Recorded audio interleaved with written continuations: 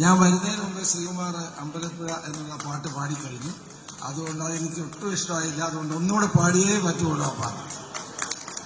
4 വരി ഞാൻ പാടാം. ശിഖ ഇവിടെ അങ്ങനെ പോകണ്ട.